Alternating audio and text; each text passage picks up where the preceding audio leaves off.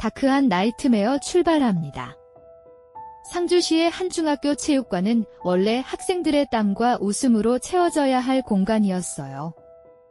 그러나 그날은 공기가 무겁게 가라앉아 있었죠. 씨름부 감독 도현은 권위를 방패 삼아 아이들을 지배했고 그의 목소리 하나에 체육관의 온도는 얼어붙곤 했어요. 태훈은 그런 공기 속에서 늘 긴장하며 하루를 버텼지만 결국 가장 두려운 순간이 닥쳐왔죠. 도현의 손에는 쇠가 박힌 삼날이 들려 있었고 그 차가운 금속의 빛은 곧 폭력의 예고처럼 아이의 눈에 각인되었어요. 삼날이 태훈의 머리를 내리쳤을 때 충격은 살을 찢고 피를 터뜨리며 체육관을 적셨어요. 바닥에 튄 붉은 방울은 체육관의 흰 벽을 잔혹하게 물들였고 아이들의 숨소리는 겁에 질린 짐승처럼 빨라졌죠. 태훈은 순간 눈앞이 번쩍이며 휘청거렸고 쓰러지면서도 손끝으로 바닥을 움켜쥐었어요. 그러나 도현은 태연하게 상황을 조작하려 했죠. 세면대에 부딪힌 거다. 그 거짓말은 무심하게 던져졌고 태훈은 그 순간조차 두려움 때문에 진실을 말하지 못했어요. 상처는 몸뿐 아니라 마음을 잠식했어요. 태훈은 반복된 폭력과 침묵 속에서 점점 숨이 막혀갔죠. 운동장에서 흘리던 땀은 성취가 아닌 생존의 흔적이 되었고 친구들과 웃던 기억조차 희미해졌어요. 결국 그는 가족에게 고마움을 전하는 문자를 남기고 극단적인 선택을 시도했어요. 창문 너머로 뛰어내리려는 순간 아버지가 발견해 붙잡았죠.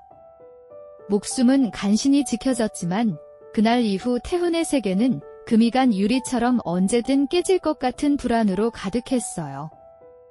태훈의 부모는 절박한 마음으로 학교와 교육청에 도움을 요청했어요. 그러나 돌아온 답은 차갑고 무책임했죠. 다른 사건이 있으니 기다려달라. 아이의 고통은 뒷전으로 밀려났고 체육관의 폭력은 여전히 숨겨진 채 굴러갔어요. 교사들은 침묵했고 도현은 여전히 감독이라는 얼굴로 학생들 앞에 섰죠. 복도에 울려 퍼진 그의 발자국 소리는 태훈의 가슴을 쪼개는 메아리처럼 반복되었어요. 도움을 청할 길이 끊긴 현실은 아이에게 또 다른 감옥이 되었어요. 시간이 흘러 사건은 결국 수면 위로 드러났어요. 경찰은 특수폭행과 아동학대 혐의로 수사에 착수했고 도현의 이름은 권위가 아닌 분노와 죄책으로 불리게 되었죠. 그러나 법의 움직임에도 불구하고 태훈의 상처는 쉽게 아물지 않았어요. 교실의 공기는 여전히 차가웠고 친구들조차 눈치를 보며 멀어졌죠. 운동부라는 이름으로 포장된 폭력은 세상에 드러났지만 아이의 일상은 여전히 그림자 속에 갇혀 있었어요. 태훈의 발걸음은 무거웠고 그의 눈빛은 여전히 흔들리고 있었어요. 경찰 조사가 시작되자 체육관의 분위기는 순식간에 달라졌어요. 아이들은 서로 눈치를 보며 입을 다물었고 혹여 자신도 불똥이 튈까 두려움의 목소리를 내지 못했죠. 태훈은 수사관 앞에서 떨리는 목소리로 그날의 기억을 꺼냈어요. 삼날이 머리에 닿는 순간의 소리, 비명을 삼킨 동료들의 눈빛, 그리고 바닥에 튄 피까지 세밀히 묘사했죠. 그 고백은 그의 어린 나이에 비해 너무 무거운 짐이었지만 결국 진실을 세상에 드러내는 시작이 되었어요. 도현은 끝까지 자신의 잘못을 인정하지 않았어요. 훈련 태도가 불량했다는 말을 반복하며 태훈에게 책임을 돌리려 했죠. 그러나 증거와 상처는 거짓을 덮을 수 없었어요. 태훈의 머리에 남은 봉합 자국은 침묵할 수 없는 증언이었고 극단적 선택 시도는 아이의 고통을 증명했죠. 변명으로 시간을 벌려던 도현의 태도는 오히려 분노를 키웠고 체육계에 남아있는 위계의 민낯을 그대로 보여주었어요. 방청석의 공기조차 차갑게 얼어붙었어요. 태훈은 사건 이후 학교 복도조차 편히 걸을 수 없었어요. 친구들의 시선은 불안과 동정, 그리고 두려움이 섞여 있었죠. 누구도 공개적으로 도현을 비난하지 못했어요. 체육계의 뿌리 깊은 선후배 문화와 침묵의 규칙이 모두의 입을 막고 있었죠. 태훈은 점심시간마다 창가에 앉아 멀리 운동장을 바라봤어요. 푸른 잔디와 햇빛은 그대로였지만 그의 눈에는 항상 그림자가 드리워져 있었고 그 속에서 마음은 점점 메말라갔어요. 언론이 이 사건을 보도하자 지역사회는 큰 충격에 빠졌어요. 어떻게 학생을 삽으로 때릴 수 있나 라는 분노가 들끓었고 교육청과 학교는 뒤늦게 대응에 나섰죠. 하지만 이미 늦어버린 조치였어요. 태훈의 부모는 눈물로 기자회견에 서며 아이의 고통을 알렸고 시민들은 함께 분노의 목소리를 높였어요. 체육관 앞에는 작은 촛불이 켜졌고 그 불빛은 흔들리면서도 분명한 경고처럼 거리를 밝히고 있었어요. 사회는 이제 외면할 수 없었어요. 도현의 권위는 무너졌지만 아이의 상처는 여전히 깊었어요. 태훈은 머리에 남은 흉터를 감추려 모자를 눌렀었고 수업 중에도 시선이 닿을까 불안에 떨었죠. 밤마다 악몽이 찾아와 삼날이 다시 내려치는 장면을 반복했어요. 잠에서 깨어난 뒤에도 온몸은 땀으로 젖어 있었고 심장은 쉴 틈 없이 요동쳤죠. 그 공포는 단순한 기억이 아니라 여전히 현재 진행형이었어요. 시간이 흘러도 아이는 여전히 그날의 체육관 안에 갇혀 있었어요. 교육청은 사건을 수습한다며 대책을 발표했지만 형식적인 말뿐이었어요. 재발 방지 교육을 강화하겠다는 문구가 붙은 보도자료는 차갑고 빈 껍데기 같았죠. 태훈과 가족에게는 진심 어린 사과도 실질적인 보호도 없었어요. 체육관은 여전히 그대로였고 아이들은 불안에 떨며 훈련을 이어갔어요. 피해자가 있어야만 움직이는 현실은 모두를 절망하게 했죠. 태훈은 책상 위에 놓인 공책을 바라보며 자신이 지켜낸 목숨조차 왜 이렇게 무거운지 묻곤 했어요. 사건을 지켜본 또 다른 학생 현수는 침묵을 지켜야 할지 고민했어요. 그는 당시 체육관 구석에 있었고 삼날이 내려치는 순간을 똑똑히 보았죠. 하지만 감독에게 찍히면 자신의 미래가 끝날 수 있다는 두려움이 목을 조였어요. 씨름을 통해 대학 진학을 꿈꾸던 그는 갈등 속에서 며칠 밤을 뜬 눈으로 지새웠어요. 결국 그는 경찰 조사에서 조심스럽게 입을 열었고 그 용기는 태훈에게 또 다른 희망이 되어 주었어요. 현수의 증언은 사건의 진실을 더욱 분명히 했어요. 아이들의 용기가 모여 이제는 침묵으로 덮어질 수 없었죠. 경찰은 도현을 정식으로 소환했고 체육관은 출입이 제한되었어요. 그 소식이 전해지자 학부모들은 분노와 안도의 눈물을 동시에 흘렸죠. 태훈의 부모는 다시 한번 아들을 끌어안으며 버틸 힘을 얻었어요. 그러나 그들의 마음속에는 여전히 불안이 남아있었어요.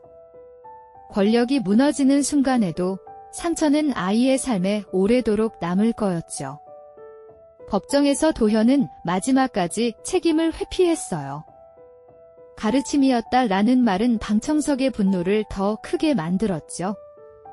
판사의 표정은 굳어 있었고 검사는 단호하게 증거와 진술을 나열했어요.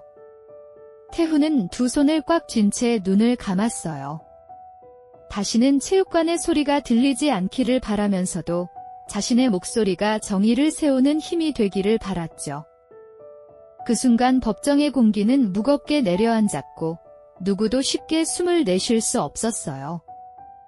선고의 날, 판사의 목소리가 울려 퍼졌어요. 특수폭행과 아동학대 혐의를 인정한다. 법정하는 순간 정적에 휩싸였고 도현은 고개를 떨궜어요.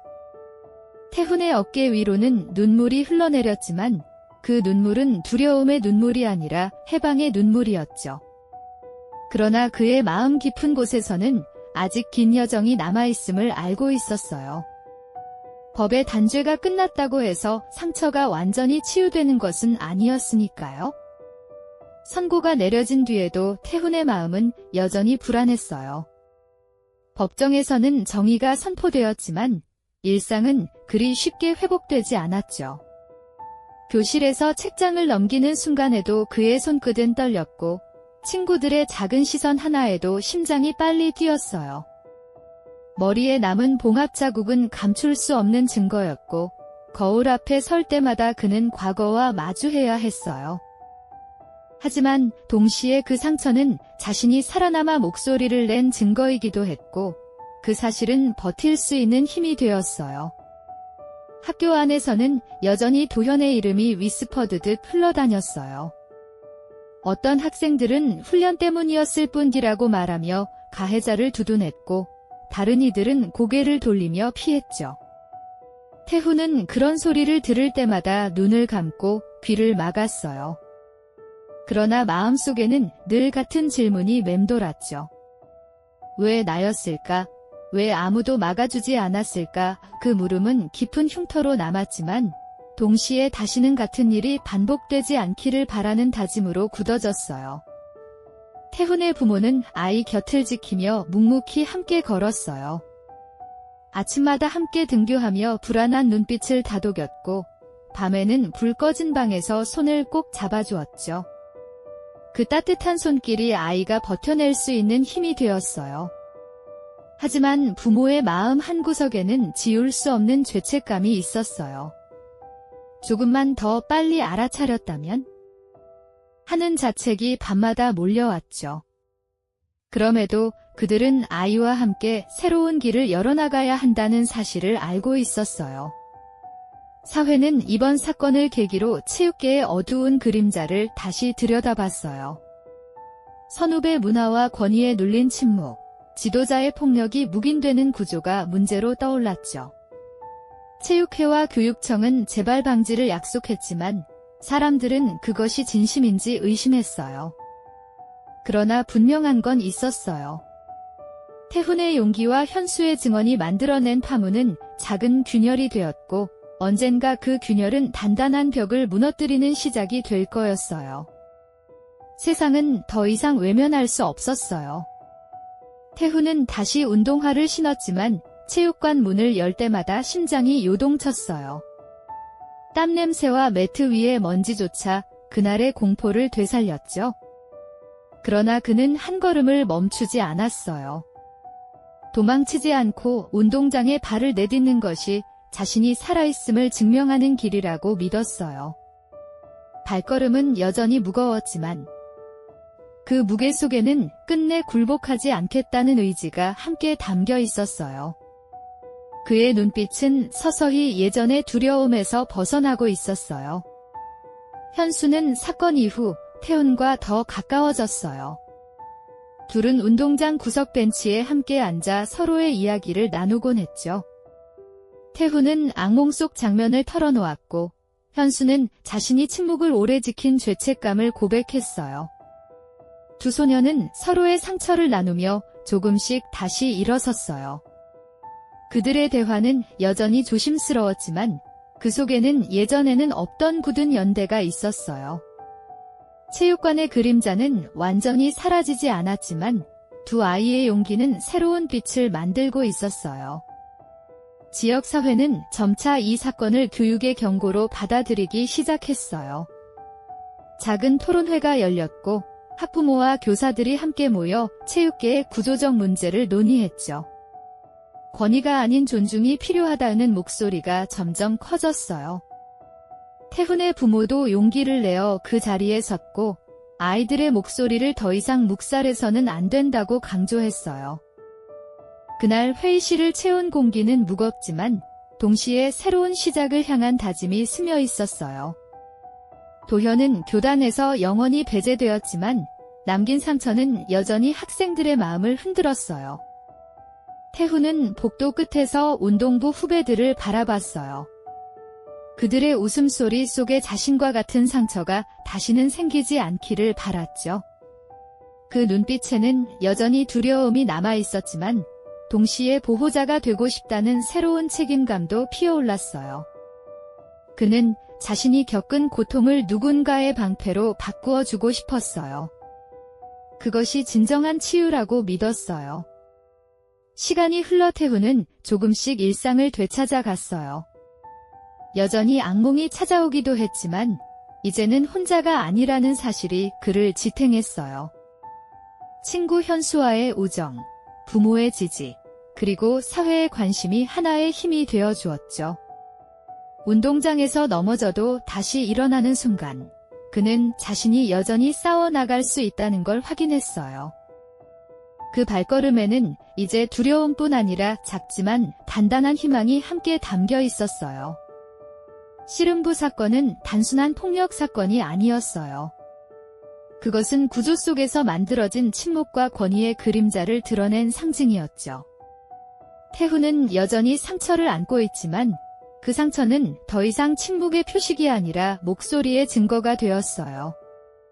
체육관은 여전히 아이들의 땀으로 채워지고 있지만 이제 그 공간은 다른 의미를 품고 있었어요. 그날의 어둠을 기억하는 모두가 다시는 같은 일이 반복되지 않도록 끝내 지켜야 할 책임을 함께 느끼고 있었어요. 오늘의 다크한 나이트메어는 여기까지입니다. 끝까지 청취해주셔서 감사합니다. 구독과 좋아요로 힘을 보태주시면 큰 응원이 될 거예요.